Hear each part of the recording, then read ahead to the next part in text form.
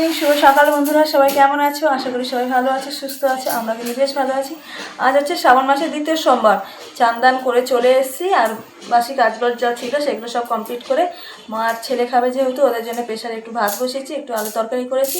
আর কালকে রাত্রিরে কামনি এত ছেলে ভাত করেছিলাম, ওটা সকালে ওদের চলে গেছে, মানে হয়ে গেছে সকালে টিফিনটা। আর ওদিকে আমি রান্নাবান্না কমপ্লিট করে নিয়েছি, যেহেতু উপোস করে রয়েছি। আর রান্নাঘরের দিকে যাবো না, যা কাজ ছিল সব কাজ হয়ে গেছে। আর মেয়ে এখানে পুজো আশ্রা এগুলো সব কমপ্লিট করেই রেখেছে। এবার এদিকে ঠাকুরের একটু ফল কাটবো। ধূপকাঠির এত গ্যাস আসছে না নাকে, ঢাকা দিই, পুরো গন্ধটা আমার নাকে আসছে। তো এদিকে আমি এবার ফলগুলো কেটে নেবো, আর একটু গুছিয়ে নিয়ে তারপরে বাবার মাথায় জল ঢালবো। মেয়ের হয়ে গেছে, মেয়ে এদিকে শাড়ি টাড়ি করছে, একটু মন্দিরের দিকে যাবো। তো আর যদি সোমবার মন্দিরে জল ঢালতে যাবো, চলো তোমাদের একটু দেখিয়ে দিয়ে। দেখো মেয়ের হয়ে গেছে, মেয়ে জল ঢেলেছে, উঠে গেছে। এসব তো দুধ ঢালা হয়ে গেছে, দুধ ঢালা হয়ে গেছে। হ্যাঁ, ও মেয়ের হয়ে গেছে। আচ্ছা ঠিক আছে। আর ওই যে উপরের ঠাকুর দেওয়া হয়ে গেছে।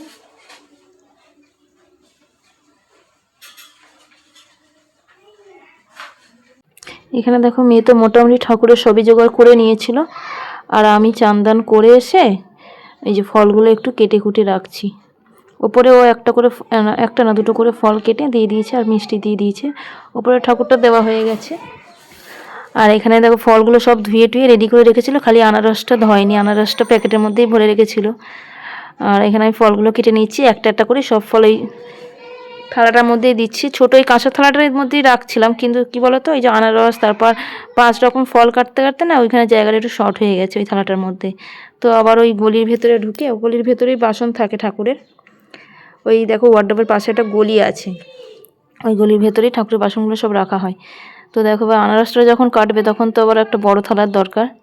আর এই থালার মধ্যে কি বলো তো, দিলে না তখন সব কষ ওঠে। তো দেখো ওই বারকোষের মধ্যেই সব রেখে দিয়েছি। আর এখানে আনারস অর্ধেকটা রেখে দিয়েছি, ওই অর্ধেকটা আবার পরে কাটা হবে। সেই পরে বলতে রাত্রিরে কাটা হয়েছিল। উপোসের সময় না বেশি খাওয়া যায় না এইসব ফল টল বলো যাই বলো, জল খেলেই পেট ভরে যায়। আর এখানে দেখো আমার কিন্তু সব গুছানো কমপ্লিট। মেয়ে কিন্তু গুছিয়ে জল ঢেলে নিয়েছিল, আমি আর বর বাকি ছিলাম। আর এখানে দেখো দুধ পঞ্চমী তো যা যা হয় সব মিক্স করে নিয়ে তারপরে আমি জল ঢালছি। বর ঢেলে নিয়েছে, তারপরে আমি ঢালছি।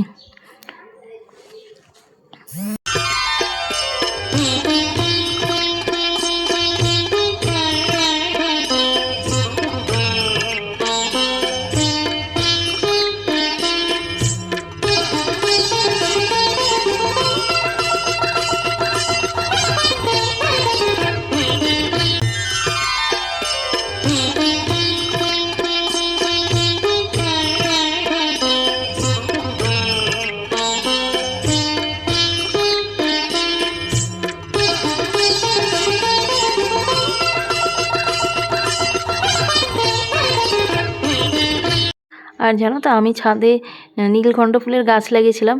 অনেক বছর ধরে গাছ লাগাচ্ছিলাম, আমি এই নীলকণ্ঠ ফুলের চারাটা পাচ্ছিলাম না।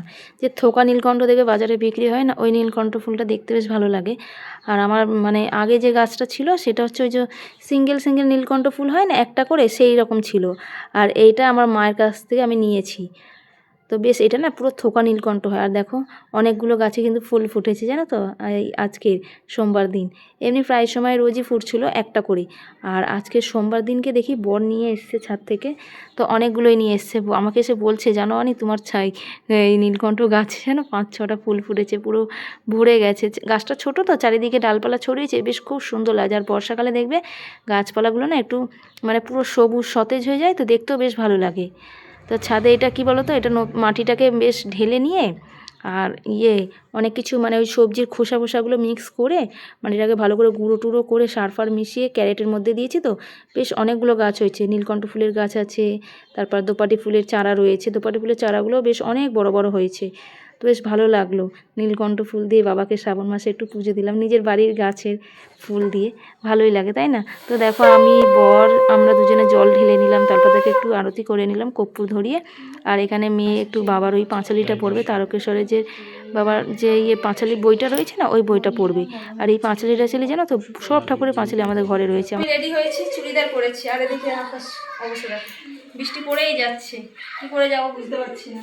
মেয়ে যেহেতু শাড়ি পরেছে ওই জন্য আমি চুড়িদার পরলাম, কেন বাইকে 3 জন বসা যাবে না। আর ওদিকে মেয়ে এখনো গোছাচ্ছে, মন্দিরে যাবো যেগুলো নিয়ে সেগুলো গোছাচ্ছে ও। দিয়ে দেখাই, এটা মেনে নেবো। হ্যাঁ এটা পড়ে যাবে, হ্যাঁ ওইটাই তো হচ্ছে কথা। আমি ওই জন্য ক্যানে ঢেলে নিই,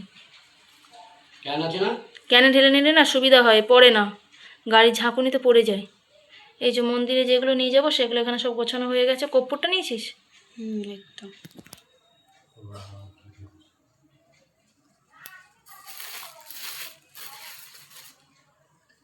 হয়ে গেছে, এগুলো এখানে থাক। আগে মন্দির থেকে আমরা ঘুরে আসি, এসে তারপরে প্রসাদগুলো নামাবো। ওপরে প্রসাদ সব রয়েছে, ওগুলো কিছু নামানো হয়নি। মন্দিরের কাজটা সেরে আসি, বৃষ্টিটা কমছে মনে হচ্ছে এবার। আমরা যাবো এখন মন্দিরে, আর দেখো রোদ উঠছে, বেশ ভালোই হলো। সুন্দর আমাদের সাজানো আছে তো। আমার জুতো নামাতে হবে এবার হাত দিয়ে।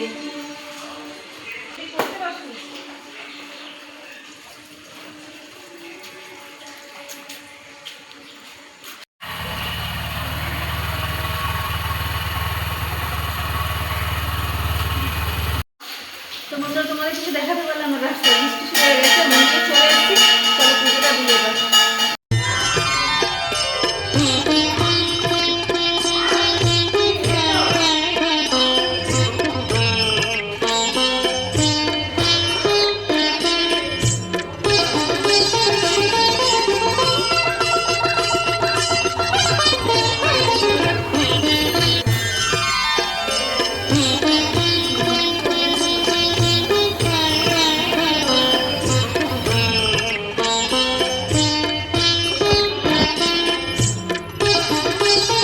তো এখানে দেখো এসে প্রসাদগুলো সব নামিয়ে নিলাম। ওপরে তো অনেকগুলো থালা দিতে হয়, প্রায় 9টা মতন থালা থাকে, তো সেগুলো সব নামিয়ে নিলাম। আর এই যে ভোলে বাবাকে মাঝখানে বসালে না, আমাদের এদিকেও ঠাকুর থাকে ওদিকেও ঠাকুর থাকে, তো থালাগুলো নামাতে একটু সমস্যা হয়।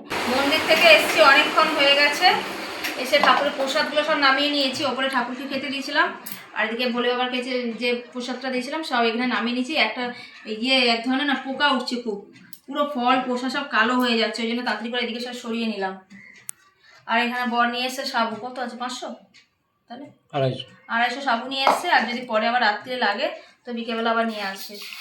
এই 250 সাবু বেশি হয়ে যাবে, কারণ আমি তো সাবু টাবু খাবো না, বর আর মেয়ে খাবো। তো সাবুটা একটু ভালো করে দেখে নিয়ে ভিজিয়ে দেবো। এখন তো বাজে হচ্ছে 12:30, এখন ফল খেলেই হয়ে যাবে। পরে 2-2:30টার দিকে সাবুটা মেখে দেবো।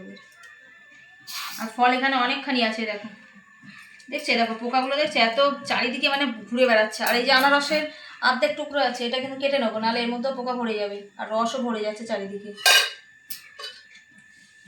টুকিটাকি অনেক ফল আছে, মিষ্টিও রয়েছে অনেকগুলো, এগুলো এখন খাওয়াবো।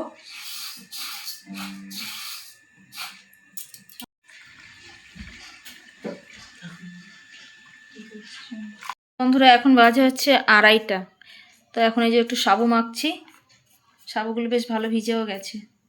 আর এখানে বর শশা কেটে দিচ্ছে, আর এখানে আনারসটা ঢাকা রয়েছে, আনারসটাও কেটে নেব।